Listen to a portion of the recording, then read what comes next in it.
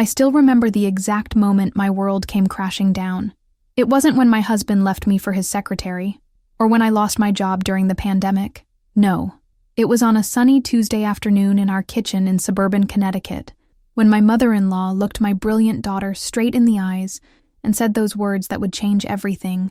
That won't help you find a husband.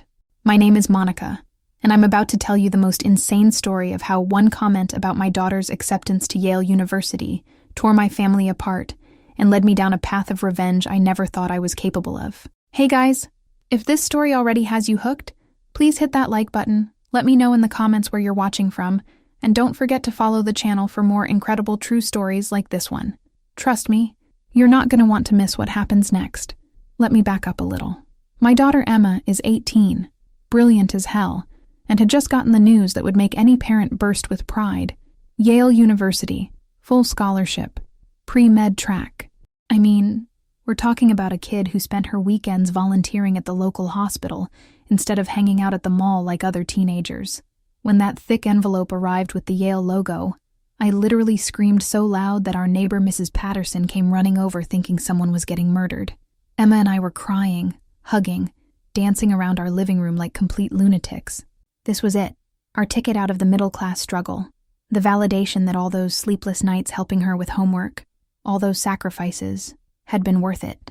I immediately called my mother-in-law, Margaret, because despite our complicated relationship, I knew she'd want to hear the good news. Margaret has always been this old-school Southern belle type, you know, the kind of woman who still wears pearls to grocery shop and thinks a woman's greatest achievement should be landing a good husband and popping out grandkids. Margaret, you need to sit down, I said, barely containing my excitement. Emma got into Yale. The silence on the other end lasted way too long, like uncomfortably long. That's nice, dear, she finally said in that tone she uses when she's clearly not impressed. But you know, Monica, all that book learning won't mean much if she can't keep a man happy. I felt my smile falter, but I pushed through. Margaret, this is Yale we're talking about. One of the best universities in the world. Emma's going to be a doctor. She replied with that dismissive little sound she makes. Well, I suppose. But mark my words, honey. Men don't like women who are too smart. Makes them feel threatened. Emma's a pretty girl, but if she keeps this up, she'll end up alone with all those degrees and no grandbabies for me. I hung up the phone feeling like someone had just punched me in the gut. But that was just the beginning, because Margaret wasn't done. Oh no, she was just getting started. The next day, she showed up at our house unannounced, which she does whenever she wants to make some grand statement.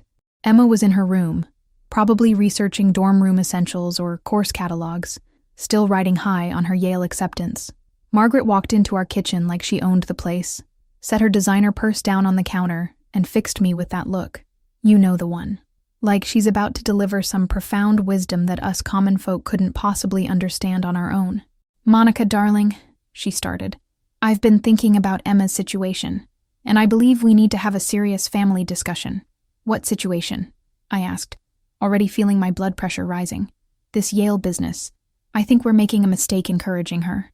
Before I could even respond, Emma walked into the kitchen, still glowing with excitement, wearing her new Yale t-shirt that we'd ordered online the night before. Hi, Grandma Margaret, she said brightly. Did Mom tell you about Yale? I can't believe it's actually happening. And that's when Margaret looked at my beautiful, brilliant, accomplished daughter and said the words that started this whole nightmare. That won't help you find a husband. The kitchen went dead silent. Emma's face went from pure joy to complete confusion, then hurt. I watched my daughter's smile just disappear. What do you mean, Grandma? Emma asked quietly. Margaret sat down at our kitchen table like she was about to deliver a lecture. Sweetheart, you're 18 years old. This is the time when you should be thinking about your future, your real future, not wasting the best years of your life buried in medical textbooks. I felt something dark and angry rising in my chest, but Emma spoke before I could. But Grandma, I want to be a doctor. I want to help people. Margaret waved her hand dismissively. That's a lovely thought, dear, but let's be practical. You're beautiful. You come from a good family. Well, mostly, she said, shooting me a look. And you have everything you need to marry well. Why would you want to spend the next 8 years of your life studying when you could be meeting the right kind of man? The right kind of man? I finally found my voice. Margaret, What the hell are you talking about? Don't use that language with me, Monica.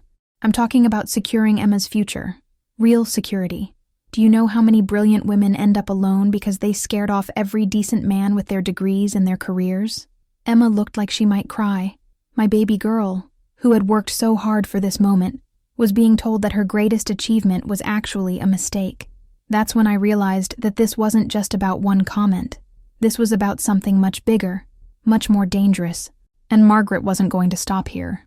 I had no idea that this conversation would lead to a family war that would expose secrets, destroy relationships, and push me to do things I never thought possible. But here's the thing about revenge. Sometimes it's the only language people like Margaret understand. The next few days after Margaret's little intervention were absolutely brutal. Emma barely came out of her room, and when she did, she looked like someone had stolen her dreams and stomped on them. I kept finding her staring at that Yale acceptance letter like she was trying to figure out if it was still real. "Mom," she said to me one morning over breakfast, "do you think Grandma Margaret is right? Maybe I should think about other options." I nearly choked on my coffee. Other options? Emma, honey, we're talking about Yale. I know, but... She hesitated, playing with her cereal. What if I do end up alone? What if guys really don't like smart girls? I wanted to reach through the phone and strangle Margaret right then and there. But that feeling got a whole lot worse when I discovered what she was actually up to. See, I found out by accident. I was at the grocery store in downtown Fairfield when I ran into Margaret's best friend, Patricia Whitmore. Now, Patricia has never been able to keep her mouth shut about anything, and after a few minutes of small talk, she let something slip that made my blood run cold. "Oh, Monica, Margaret told me about the wonderful young man she found for Emma. A Hamilton, no less. You must be so excited about the engagement party planning." I stood there in the cereal aisle holding a box of Cheerios, feeling like I'd been hit by a truck. Engagement party? Patricia's face went white. Oh dear. I thought, "Margaret said you were all on board with the arrangement." "What arrangement, Patricia?" She looked around nervously, like Margaret might materialize out of thin air and shut her up. "The Whitfield boy, Charles Whitfield Hamilton III. His family owns half of Greenwich. Margaret's been talking to his mother about a match." I felt my hands shaking. A match? What is this, the 1800s? Oh, honey, these old families still do things the traditional way. Charles is 25, just finished law school, and he's looking for the right kind of wife. Margaret thought Emma would be perfect, young, beautiful, from a good family. She said she was going to convince Emma to skip college and focus on becoming the kind of woman a Hamilton would marry. I left my groceries right there in the aisle and drove home like a woman possessed.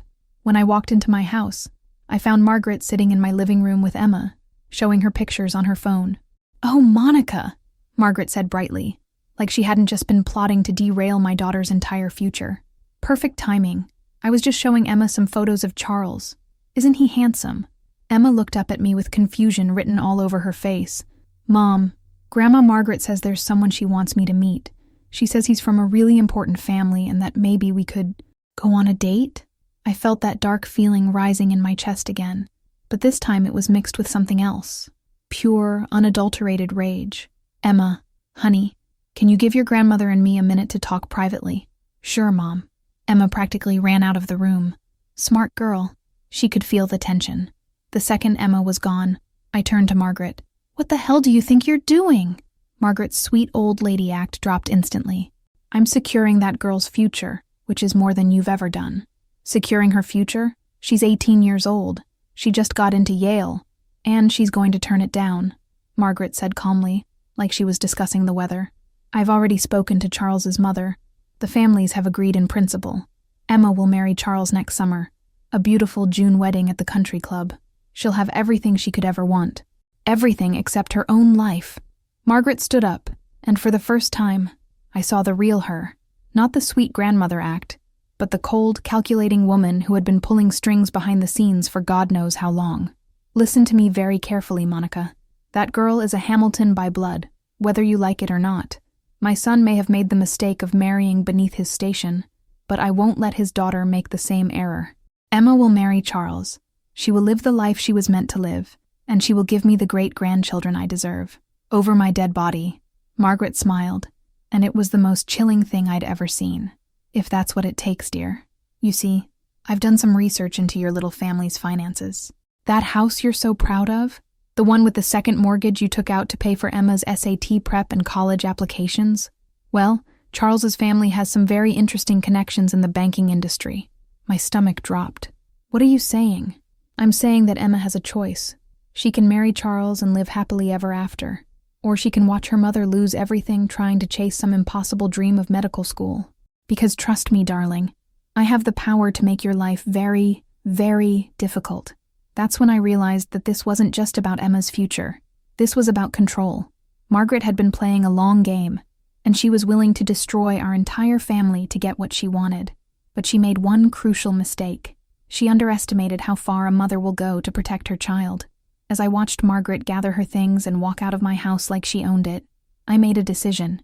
If she wanted to play dirty, then game on. Because two could play at this manipulation game, and I was about to show her that she had messed with the wrong family. That night, after Emma went to bed, I sat in my kitchen with a bottle of wine and started making some phone calls. See, Margaret wasn't the only one with connections, and she was about to find out that her perfect little plan had some very serious flaws. The Hamilton family might have money and status, but they also had secrets. And I was about to dig up every single one of them. It took me exactly 3 days to find the first crack in the Hamilton family's perfect facade. And let me tell you, when you start digging into old money families, you find some seriously disturbing stuff. I started with social media. Innocent enough, right? Charles Whitfield Hamilton III had profiles on all the usual platforms. And at first glance, he looked exactly like what Margaret had described. Handsome, privileged, recently graduated from law school. But when you looked a little deeper, things got weird fast. There were photos of him at these exclusive parties with other rich kids, and something about the way he looked at women in those pictures made my skin crawl. He had this predatory smile, especially in photos with younger girls, and the comments from his friends. Jesus, the comments were like something out of a frat boy's wet dream. But the real bombshell came when I called my friend Jessica, who works as a paralegal at a big law firm in Manhattan. Jess has access to databases that most people can only dream of, and she owed me a favor from when I helped her through her divorce last year. "Monica, I'm not supposed to be doing this," she said when I explained what I needed. "Jess, my daughter's future is on the line. Please." 2 hours later, she called me back, and her voice was shaking. "Monica, you need to sit down." "What did you find?" "Charles Hamilton has been sued. Twice. Both cases were settled out of court with NDAs, but I managed to find some of the preliminary paperwork before it got sealed." My heart started pounding. Sued for what? Sexual assault. The first case was 3 years ago when he was still in undergrad. A girl at a fraternity party. The second was just last year. A paralegal at the law firm where he was interning. I felt like I was going to throw up. Jesus Christ. "Monica, there's more. The settlements were huge. We're talking 6 figures each. His family paid to make these girls disappear. And get this. Both victims were young, blonde, and according to the descriptions in the paperwork, they looked a lot like Emma." I hung up the phone and sat in my kitchen, shaking. Margaret wasn't just trying to control Emma's future. She was trying to hand my daughter over to a predator. And she had to know. There was no way the Hamilton family matriarch hadn't done her homework on this arrangement. But I needed more proof. So I did something I'd never done before in my life. I hired a private investigator. Gary Mitchell was recommended by my divorce attorney from when my ex-husband decided to run off with his 25-year-old secretary.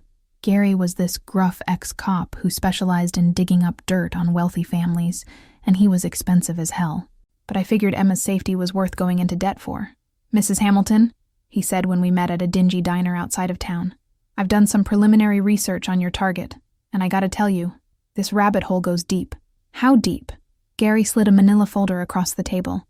"The Hamilton family has been covering up their son's activities for years. We're not just talking about the 2 lawsuits. There's a pattern here. Charles has a thing for young, vulnerable women, and Mommy and Daddy have been paying to clean up his messes since he was in high school." I opened the folder and felt my blood turn to ice. There were photos, documents, even testimony from girls who had been paid to keep quiet. This wasn't just about sexual assault. This was about a family that had systematically enabled a predator for years. "There's something else," Gary continued. "I did some digging into your mother-in-law's involvement in all this. She's not just facilitating this marriage. She's being paid for it." "What do you mean?" "The Hamilton family is offering the Hamilton family a substantial donation. in exchange for delivering Emma. We're talking about $1 million transfer that was supposed to happen the day after the engagement announcement. I stared at the documents in disbelief. Margaret wasn't just trying to control Emma. She was literally selling her to the highest bidder. That night, I sat Emma down for the most difficult conversation of my life. "Honey, we need to talk about Charles Hamilton." Emma looked uncomfortable. "Mom, I know you don't like Grandma Margaret's idea, but maybe I should at least meet him. She says he's really nice, and that his family could help us with our financial problems." "Emma, sweetheart, there are things about Charles that you need to know." I showed her everything. The photos, the legal documents, the pattern of abuse.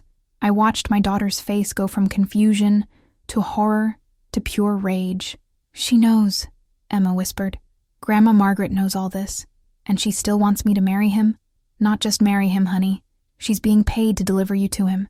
Emma started crying then. Not the sad tears from when Margaret had first crushed her dreams, but angry tears, betrayed tears. "How could she do this to me? I'm her granddaughter." "Because she doesn't see you as a person, Emma. She sees you as a commodity, something to be traded for money and status." That's when Emma did something that made me incredibly proud and absolutely terrified at the same time. "We have to stop her, Mom. We have to stop both of them." "What do you mean?" Emma wiped her tears and looked at me with a determination I'd never seen before. "I mean, we're not just going to expose what they're doing. We're going to destroy them. All of them." I realized in that moment that my daughter had inherited more than just her grandmother's Hamilton blood. She'd also inherited their capacity for strategic thinking. But unlike Margaret, Emma was going to use that skill for justice, not manipulation. "What did you have in mind?" Emma smiled, and for a second she looked exactly like Margaret, except her plan was going to save people instead of destroying them. "I think it's time Charles Hamilton met his match. And I think it's time Grandma Margaret learned what happens when you mess with the wrong family." As I looked at my brilliant, fierce daughter planning the downfall of her would-be predator and manipulative grandmother, I realized that Margaret had made a crucial error in judgment. She thought she was dealing with a naive 18-year-old and her powerless single mother. But Emma wasn't just any 18-year-old. She was a Hamilton, and she was about to show the family exactly what that name could do when wielded by someone with actual principles. Emma's plan was absolutely diabolical, and I'm not gonna lie. I was both proud and slightly terrified of my daughter's strategic mind.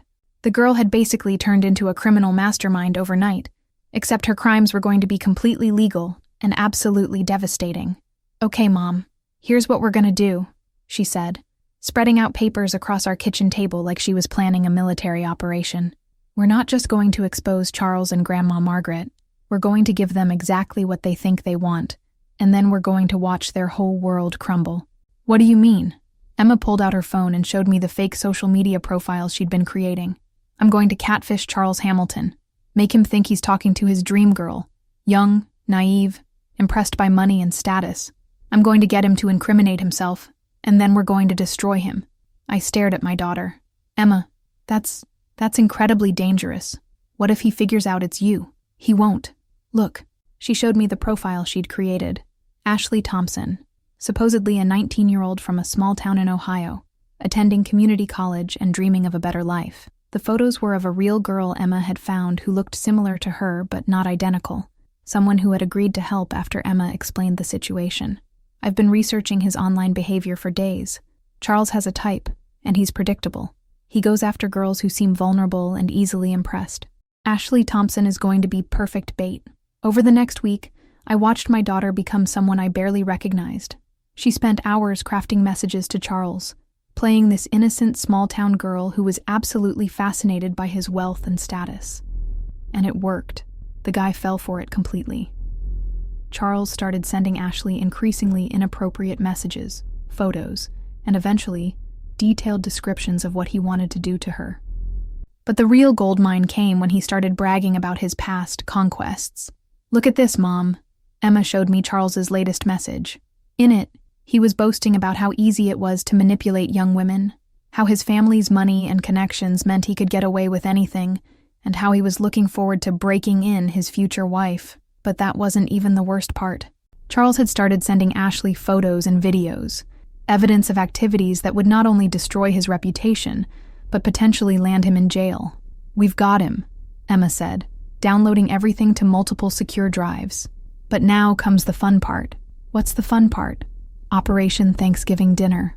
I should probably mention that this whole catfishing operation had been going on for 3 weeks, and Margaret had been pressuring Emma almost daily to agree to meet Charles.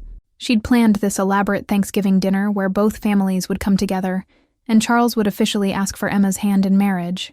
"We're going to that dinner," Emma announced, "and we're going to give everyone exactly what they expect, right up until dessert." The night of the dinner, I was a nervous wreck, but Emma was calm as ice. We arrived at Margaret's house in Greenwich, this massive colonial mansion that screamed old money and social superiority. Charles was already there with his parents, and let me tell you, they looked exactly like you'd expect. His father was this pompous Wall Street type, and his mother was Margaret 2.0, all pearls and passive-aggressive smiles. Charles himself was handsome in that generic rich boy way, but knowing what I knew about him made my skin crawl every time he looked at Emma. He kept making these comments about how mature she seemed for 18, and how much he was looking forward to teaching her about the world. Margaret was in full hostess mode, playing the perfect grandmother who had orchestrated this beautiful match. She kept talking about how wonderful it was going to be to plan the wedding, how Emma would fit in perfectly with Greenwich society, and how proud she was to be facilitating such an important alliance between families. "Emma, darling," Margaret announced as we sat down for dinner, "I have some wonderful news. Charles has something very special he wants to ask you tonight." Charles smiled that predatory smile and reached into his jacket pocket. I could see the ring box, and I felt Emma tense up next to me. "Actually," Emma said sweetly, "before Charles asks me anything, I have something I'd like to share with everyone." Margaret looked annoyed. "Dear, I think it would be more appropriate to let Charles speak first." "Oh, I insist," Emma said, pulling out her phone. "I've been working on a special presentation about how much I've learned about the Hamilton family values. I think everyone will find it very illuminating." She connected her phone to Margaret's smart TV, and suddenly the dining room was filled with screenshots of Charles's messages to Ashley Thompson. The room went dead silent as everyone read Charles's graphic descriptions of sexual assault, his boasts about getting away with rape, and his detailed plans for what he was going to do to his innocent young wife. Charles's mother turned white as a sheet. His father started choking on his wine. Margaret looked like she was about to have a stroke, but Emma wasn't done. "And this," she said, clicking to the next slide, "is documentation of the financial arrangement between the Hamilton family and Margaret Hamilton, showing payment for delivering me as Charles's bride." More documents filled the screen.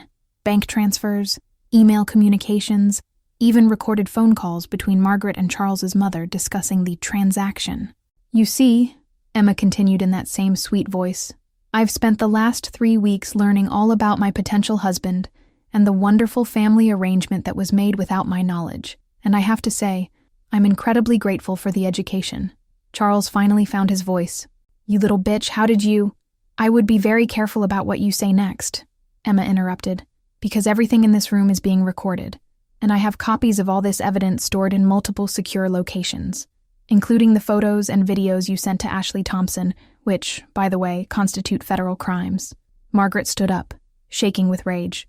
"You ungrateful little—" "Grandmother," Emma said calmly, "you sold me to a rapist for $1 million. I think I have the right to be ungrateful." That's when all hell broke loose. Charles's father started threatening lawsuits. His mother was crying about social embarrassment. Margaret was screaming about family loyalty, and Charles himself looked like he wanted to kill someone. But Emma just sat there, calm as could be, and delivered the final blow. "I called the police 20 minutes ago. They should be here any moment to discuss the evidence I've gathered about Charles's criminal activities. I also contacted a journalist friend who specializes in exposing wealthy sexual predators. She'll be very interested in this story." As if on cue, we heard sirens in the distance. Emma stood up and looked around the room at these people who had tried to destroy her future. "Oh, and one more thing. I'm still going to Yale. Full scholarship, pre-med track, just like I planned. Because unlike all of you, I actually believe in earning things instead of buying them." The police arrived just as Charles was trying to make a run for it. As they led him away in handcuffs, Emma turned to Margaret one last time. "You were right about one thing, Grandma. I did need to learn about family values. I just learned them from you, by watching exactly what not to become." The aftermath of our Thanksgiving dinner from hell was absolutely insane. Within 24 hours, Charles Hamilton's arrest was all over the news. Turns out, when you're the son of a prominent family and you get arrested for multiple sexual assault charges, the media has a field day. But the real shock came 3 days later, when Jessica, my paralegal friend, called me with news that made my head spin. "Monica, you need to see the morning news. Right now." I turned on Connecticut's local news station and nearly fell off my couch. There was Charles Hamilton's mugshot, but underneath it was a headline that read, "Hamilton heir arrested, family trust, fund frozen amid investigation into victim compensation fund." The news anchor was explaining how the FBI had seized the Hamilton family's assets as part of an investigation into what they were calling a systematic cover-up of sexual crimes. Apparently, the evidence Emma had gathered had opened up a federal case that went way deeper than just Charles. The investigation has revealed that the Hamilton family has been using trust fund money to silence sexual assault victims for over a decade, the anchor continued. Federal agents have also uncovered evidence of tax evasion, money laundering, and potential racketeering charges. My phone rang. It was Margaret. "Monica, we need to talk. Now." "I don't think we have anything to discuss, Margaret." "This is your fault," she screamed. "Your daughter has destroyed everything. Do you have any idea what you've done?" "Yeah, we prevented my daughter from being sold to a rapist. I'm pretty proud of that, actually.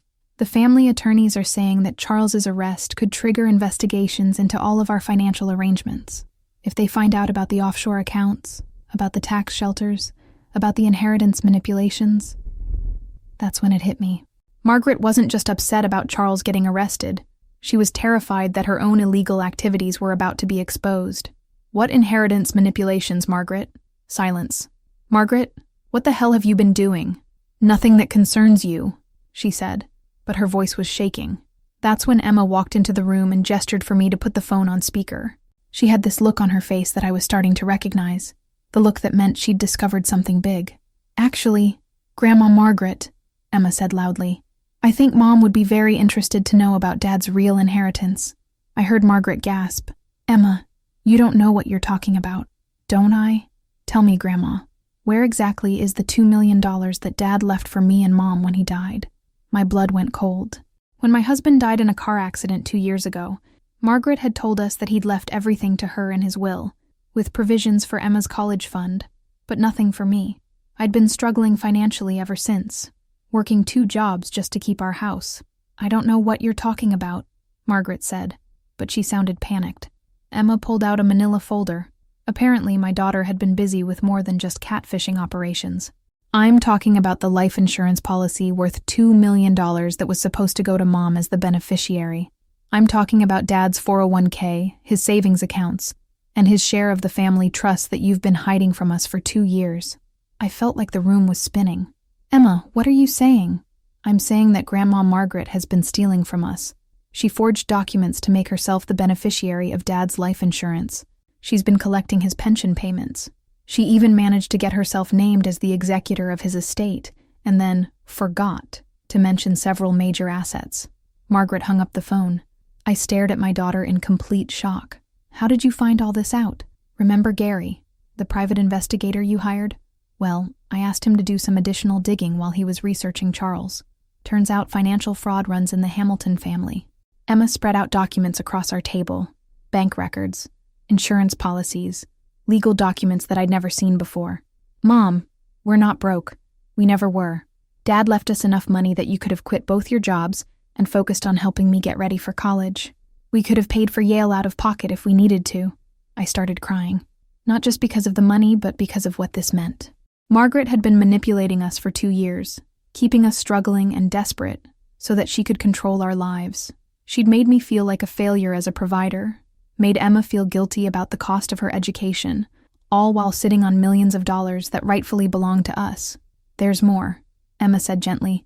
"The house that Margaret lives in, the one she's always bragging about being a family estate, it was actually Dad's house. He inherited it from his grandfather, but she managed to get the deed transferred to her name after he died. How is that even possible? Forged documents? Bribery? She had help from a corrupt estate attorney who's apparently been running scams on grieving widows for years. The FBI is investigating him too, thanks to the evidence I provided." That evening, Margaret showed up at our house. She looked terrible. Her hair was a mess. Her makeup was smeared, and she was shaking. "We need to discuss this situation rationally," she said, trying to regain some composure. "Which situation?" I asked. "The one where you sold my daughter to a rapist, Or the one where you stole $2 million from us? I was protecting family assets. Bullshit, I exploded. You were stealing from your dead son's family to fund your lifestyle and pay for your sick schemes. Margaret looked at Emma with pure hatred. This is all your fault. If you had just done what you were supposed to do, married Charles, been grateful for the opportunities I was providing. You mean, if I had just let myself be raped and abused so you could collect your payment? That boy would have taken care of you. That boy is a serial rapist who was planning to assault me on our wedding night. I've seen the messages, Grandma. He had detailed plans for how he was going to break me in and make me obedient. Margaret's face twisted. Sometimes young women need to be taught their place. That's when I completely lost it. I got right up in Margaret's face and said something I'd wanted to say for 20 years. Get out of my house. Get out.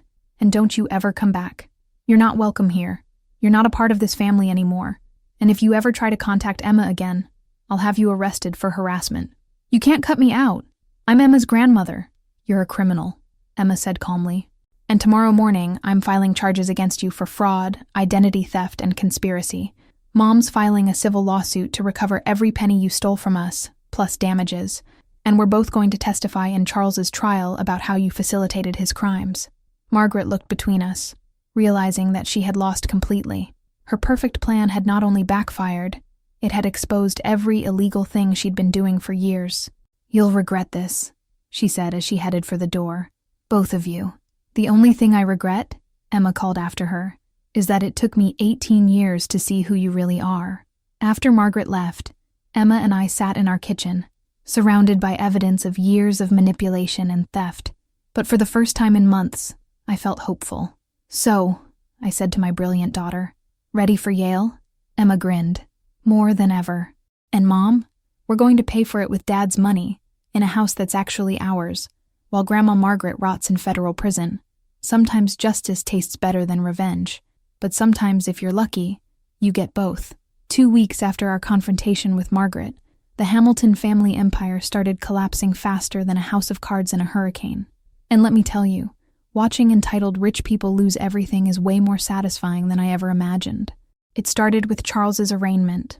Emma and I went to watch, partly for closure, and partly because we wanted to see the look on his face when he realized his family's money couldn't save him this time.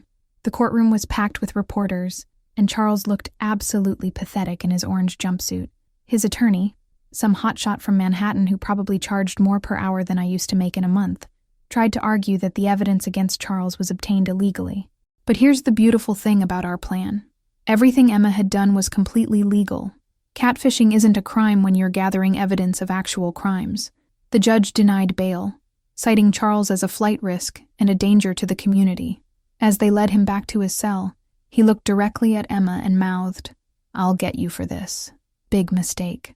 Emma stood up in that courtroom and said, loud enough for everyone to hear, "Your Honor, the defendant just threatened me in open court." The judge was not amused. Charles got an additional charge of witness intimidation, and his bail was permanently revoked.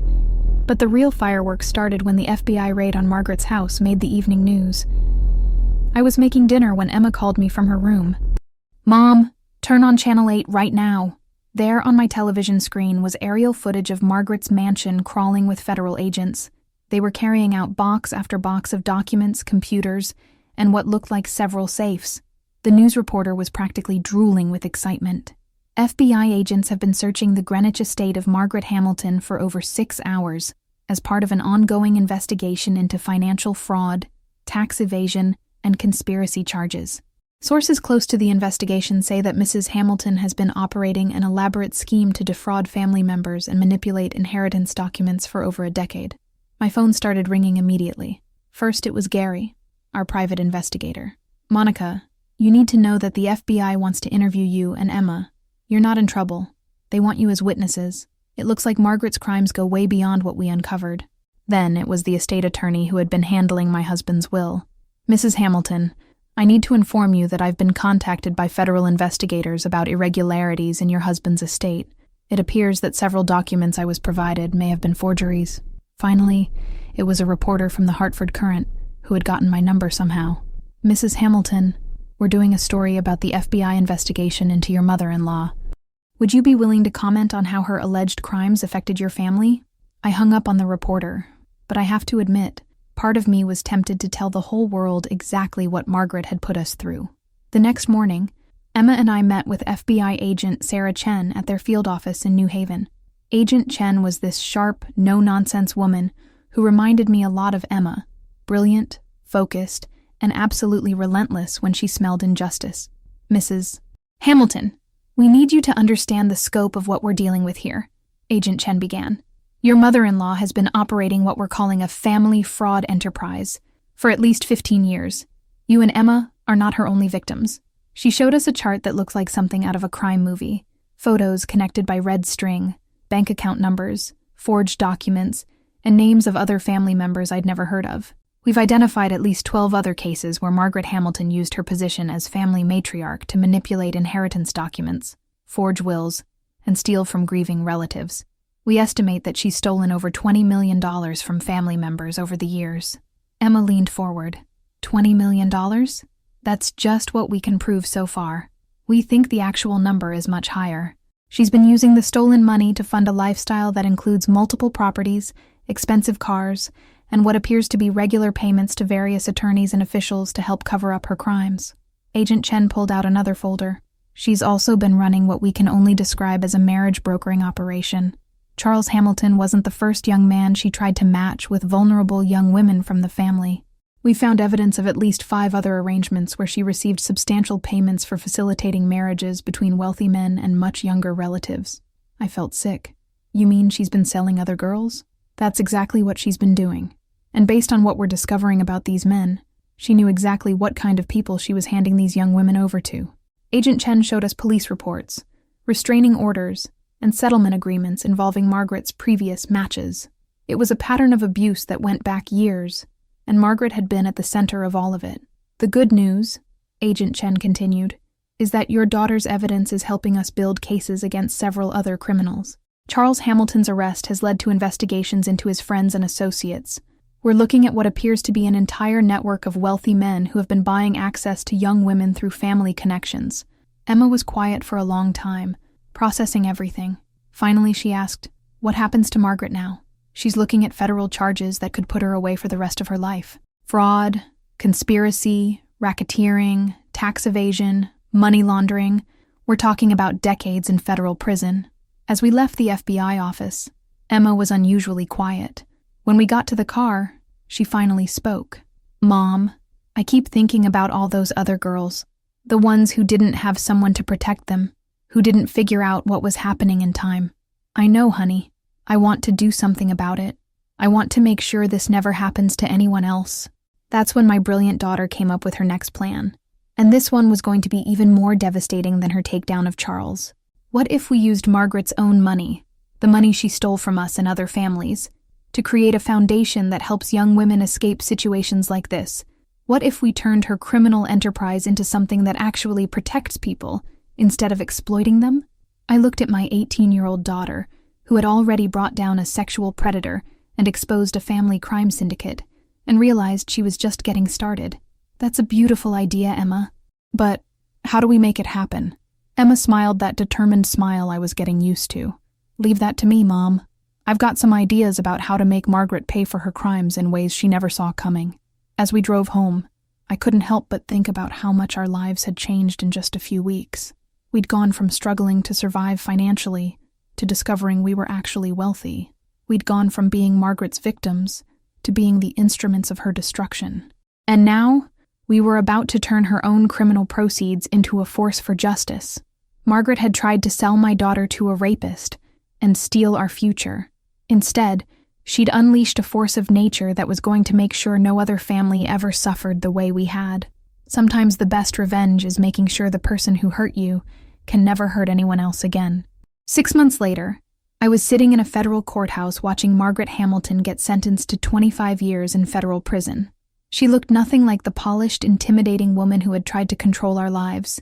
Her hair was gray, her designer clothes had been replaced with a prison jumpsuit, and she'd aged about 10 years in the past few months. But the most satisfying part wasn't seeing Margaret in chains. It was watching Emma testify as the key witness in the prosecution's case. My daughter walked up to that witness stand, like she owned the courtroom. She was poised, articulate, and absolutely devastating in her testimony about how Margaret had tried to sell her to a known sexual predator. The defendant told me that my education, my dreams, and my future didn't matter, Emma said, looking directly at Margaret. She said that my only value was as a commodity to be traded for money and social status. She was willing to hand me over to a man she knew was dangerous because she would profit from it. The prosecutor asked Emma to describe the evidence she'd gathered against Charles Hamilton. Charles Hamilton sent detailed messages describing how he planned to rape me on our wedding night. He bragged about previous assaults. He sent photos and videos of criminal activities. And the defendant, my own grandmother, knew all of this and still tried to force me into marriage with him. Margaret's attorney tried to object, tried to discredit Emma's evidence, tried to paint her as a manipulative teenager who had entrapped an innocent young man, but the evidence was overwhelming, and Emma handled every attack with the calm precision of someone who had already won. When the judge asked if Emma had anything else to say before sentencing, my daughter stood up and delivered a statement that brought tears to my eyes. "Your Honor, I'm not here today for revenge. I'm here because no other young woman should ever have to go through what I went through. No other family should be betrayed by someone they trusted." The defendant used her position as a family matriarch to systematically abuse and exploit vulnerable people for over a decade. She stole millions of dollars, she facilitated sexual assault, and she showed absolutely no remorse for any of it. Emma paused and looked around the courtroom, which was packed with other victims and their families. But here's what she didn't count on. Her crimes brought all of us together. Every family she defrauded, every young woman she tried to exploit, every person she hurt. We're all here today, and we're not victims anymore. We're survivors, and we're making sure this never happens again. The judge sentenced Margaret to 25 years in federal prison and ordered her to pay full restitution to all her victims. Since she'd hidden assets all over the world, it was going to take years to track down every penny, but the government had frozen everything they could find. After the sentencing, Emma and I met with the other families Margaret had victimized. There were the Williamses, whose daughter Margaret had tried to marry off to an abusive hedge fund manager. The Rodriguezes, whose inheritance Margaret had stolen after their father died. The Chens, whose teenage daughter had barely escaped an arranged marriage to a man 3 times her age. That's when Emma announced her plan for the foundation. "I want to use every penny of Margaret's stolen money to create the Hamilton Foundation for Family Protection," she said. "We'll provide legal support for families dealing with inheritance fraud, counseling for young women escaping forced marriages, and education programs to help people recognize and prevent this kind of abuse." Mrs. Williams started crying. "Emma, that's beautiful, but are you sure? You could use that money for college, for your future." Emma shook her head. "I'm going to Yale on a full scholarship. My future is secure, but there are other girls out there right now who are in the same situation I was in 6 months ago. They need help, and we have the resources to provide it." Over the next few months, Emma threw herself into setting up the foundation with the same intensity she'd used to bring down Charles and Margaret. She worked with lawyers, accountants, and social workers to create something that could actually make a difference. The foundation's first case was helping a 16-year-old girl in California whose family was trying to force her into marriage with a much older man. Within 24 hours of receiving the call, the foundation had provided emergency legal representation, temporary housing, and counseling support. "Mom," Emma said one evening as we reviewed the foundation's quarterly report, "we've helped 32 families in just 6 months. 32 families who might have gone through what we went through if we hadn't been there." I looked at my daughter, who was now a freshman at Yale, but still running a multi-million-dollar foundation from her dorm room, and felt overwhelmed with pride. "You know what the best part is?" Emma continued. "Charles Hamilton is going to spend the next 15 years in federal prison. Margaret is never getting out, and their money is now being used to protect the exact kind of people they used to exploit." She was right. Charles had been convicted on multiple federal charges and was serving his sentence in a maximum security facility. Margaret's appeals had all been denied, and she was spending her golden years in a federal penitentiary, and their criminal proceeds were now funding programs to help other families avoid the same fate. But the real victory wasn't the prison sentences or the money. It was watching Emma thrive at Yale, knowing that she was there because she'd earned it, not because someone had tried to trade her for it. It was seeing other young women escape dangerous situations because they had somewhere to turn for help.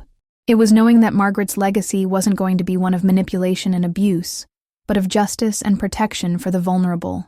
"You know what, Emma? I said as we finished up the foundation paperwork. I think your father would be incredibly proud of what you've accomplished. Emma smiled. I think he'd be proud of both of us, Mom. We didn't just survive what Margaret tried to do to us. We turned it into something positive. She was right. We had taken the worst thing that had ever happened to our family and transformed it into a force for good. Margaret had tried to destroy Emma's future, but instead, she'd unleashed someone who was going to spend her life protecting other people's futures. Sometimes the best revenge isn't getting even.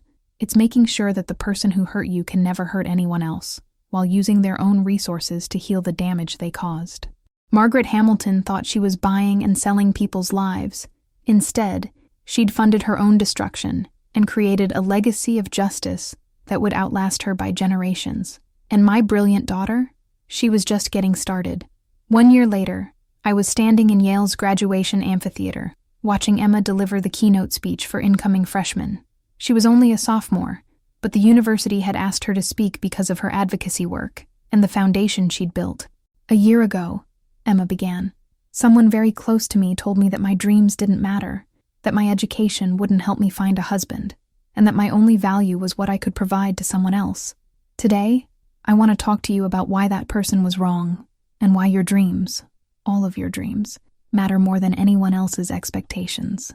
I watched my daughter command that stage like she was born for it, talking to hundreds of brilliant young people about resilience, justice, and the power of turning trauma into triumph. In the audience, I could see other families whose lives had been touched by the Hamilton Foundation, young women who were now in college instead of forced marriages, families who had recovered stolen inheritances, parents who had learned to recognize the warning signs of manipulation and abuse. After her speech, Emma found me in the crowd, and we walked across Yale's beautiful campus together. It still felt surreal sometimes, being here, knowing that everything Margaret had tried to take away from us had not only survived, but flourished. Mom, I got some news today, Emma said as we sat down on a bench near the library. Good news or bad news? Depends on how you look at it. Margaret tried to contact me from prison. My blood pressure immediately spiked. What did she want? Emma pulled out a letter. She wants to apologize. Says she's found religion in prison and realizes she was wrong about everything. She wants to make amends. I felt that familiar surge of protective anger. Please tell me you're not considering... Mom, relax. I'm not going to respond to her. Emma folded the letter back up, but it got me thinking about forgiveness and moving forward. What do you mean? I mean that Margaret's story isn't our story anymore. She's facing the consequences of her choices. Charles is in prison where he belongs, and we've built something beautiful out of the wreckage she tried to leave behind. I don't need her apology, and I don't need to forgive her to move on with my life. Emma was quiet for a moment, watching other students walk across campus with their families. Do you know what I realized? Margaret thought that a woman's only value was what she could provide to a man. But look what we've done. We've built a foundation that's helped hundreds of families. I'm thriving in pre-med at one of the best universities in the world, and you've become this incredible advocate for family rights. She was right. Over the past year, I'd become deeply involved in the foundation's work, eventually leaving my old jobs to focus on it full-time. I'd testified before Congress about inheritance fraud, spoken at conferences about financial abuse, and helped draft legislation to protect grieving families from predatory estate practices. We proved that our value isn't determined by what we can give to other people, Emma continued. Our value comes from what we can do when we're free to be ourselves. That evening, we had dinner with the Rodriguez family, whose case had been one of the foundation's early successes. Their daughter Sophia was now a junior at Columbia, studying to become a civil rights lawyer. She wanted to join the foundation's legal team after graduation. Emma, Sophia said over dessert, I know I've said this before, but I need you to know that you saved my life. If the foundation hadn't been there when my family was trying to force me into that marriage, you would have found another way, Emma replied. You're stronger than you know. We just helped you realize it. As we walked back to Emma's dorm that night, I thought about how much our lives had changed. We'd gone from being Margaret's victims to being advocates for others in similar situations. We'd turned stolen money into hope for vulnerable families. We'd taken betrayal and transformed it into purpose. Mom, Emma said, as we reached her building, I have something to tell you. What's that? I've been accepted to a special summer program at Johns Hopkins. It's for pre-med students who want to focus on trauma medicine and victim advocacy. I felt tears starting. Emma, that's incredible. And I've been thinking about my future career path. I still want to be a doctor, but I want to specialize in working with abuse survivors. I want to combine medicine with advocacy, maybe eventually run medical programs for the foundation. As I watched my brilliant daughter talk about her plans to dedicate her life to helping other people heal from trauma, I realized that Margaret had actually done us a favor. Her betrayal had revealed Emma's true strength and purpose. Her crimes had given us the resources to make a real difference in the world.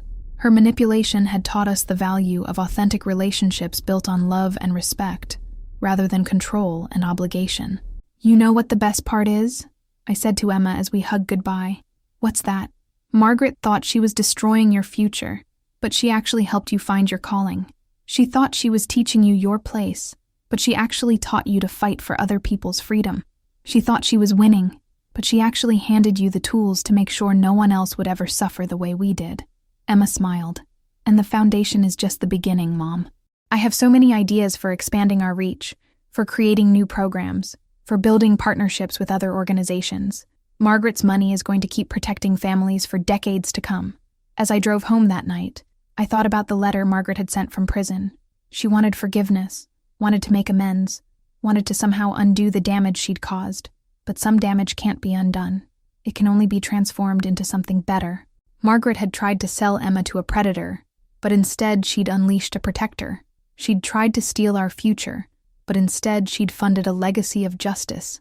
She'd tried to teach us our place, but instead she'd taught us our power. And that's the funny thing about justice. Sometimes it's not about punishment. Sometimes it's about taking everything someone tried to use to hurt you and turning it into everything they never wanted you to become. Margaret Hamilton wanted a granddaughter who would be quiet, obedient, and grateful for whatever scraps she was given. Instead, she got Emma, a force of nature who was going to spend her life making sure no other young woman would ever have to choose between her dreams and her safety. And honestly, I couldn't think of a more perfect revenge than that. Thank you so much for following Emma's incredible journey. If this story touched your heart, please hit that like button and let me know in the comments where you're watching from. I love hearing from viewers all around the world. Don't forget to follow the channel for more amazing true stories of survival, justice, and triumph. Your support means everything and helps me continue bringing you these powerful stories that need to be told. Until next time, remember, you're stronger than you know, and your dreams matter more than anyone else's expectations.